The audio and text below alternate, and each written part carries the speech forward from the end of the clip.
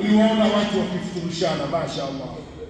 Ndani ya Ramadhani uliwaona watu walibadilisha hata mavazi, waliacha mavazi ya kishenzi wakavaa mavazi mazuri. Tulijifunza kuvaa.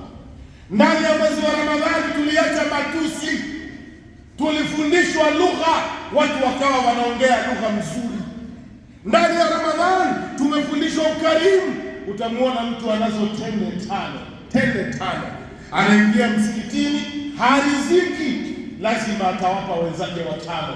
Tulikuwa katika madrasatul akhlaq, madrasatul tarbawiyya, tumefundishwa ukarimu, tumefundishwa mavazi, tumefundishwa kuunga undugu, na tumefundishwa mahaba. Ayuha ikhwa, nasaha zetu yale mazuri tuliyojifunza katika mwezi wa Ramadhani tukaendelee nayo. Lakini ya asafa, masikitiko yetu sisi walimu wa dini na mashehe, masikitiko yetu, watu watarudi katika yale walioyaacha. Ndio masikitiko yetu. Lile lengo la funga linakuwa haliko, la'allakum tattaquna. Funga imeletwa tuwe wacha Mungu, lakini masikitiko yetu makubwa sana.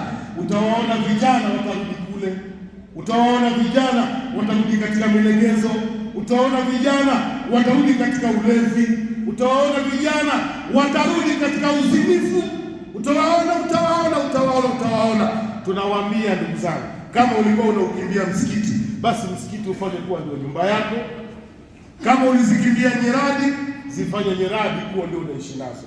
Kwa ndugu zangu Waislamu, nasaha zetu katika msikiti wetu huu wa Madina, tulikuwa katika chuo, baki na tuendelee katika yale mazuri tuliyofundishwa na mimbari zetu za misikiti yetu katika mwezi mtukufu wa Ramadhani. Mwisho ndugu zangu, Mwenyezi Mungu Subhanahu wa Ta'ala, na kisha watu hao hawatakuwa na hofu katika maisha yao, hawatakuwa na hofu katika mambo yao, hawatakuwa na hofu katika kila jambo.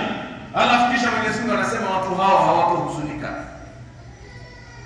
Watu hao hawatahuzunika, maana hawatakuwa na huzuni katika dunia yao, katika maisha yao, katika familia zao, katika kazi zao.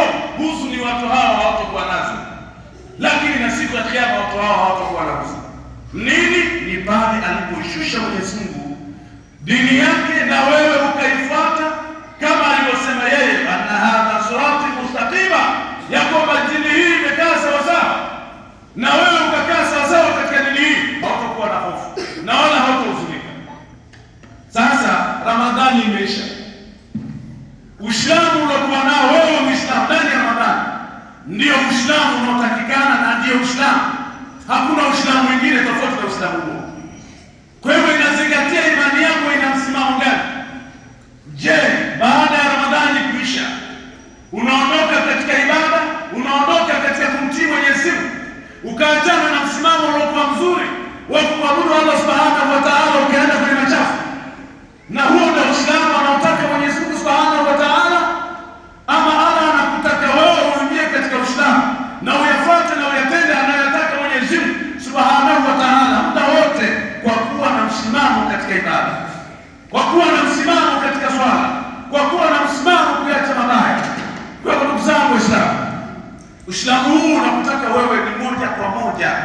Hakuna fursa ya kuacha ibada baada ya Ramadhani kuondoka. Hakuna fursa ya kufanya mabaya baada ya Ramadhani kuondoka. Uislamu ni ule ule, imani ni ile ile.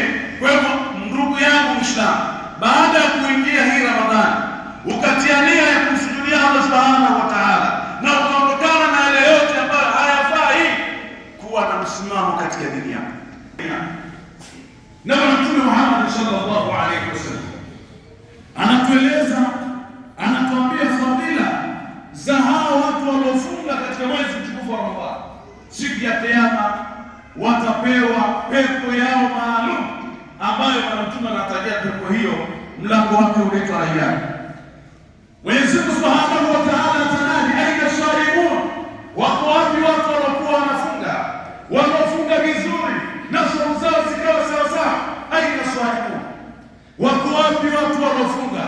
Mwenyezi Mungu Subhanahu wa Ta'ala, wale wanaofunga na wakabaki na msimamo katika ibada zao, katika swala zao, katika swala tano zao, katika kumnyenyekea Mwenyezi Mungu Subhanahu wa Ta'ala, watapewa pepo inayoitwa Rayyan. Allahu Akbar.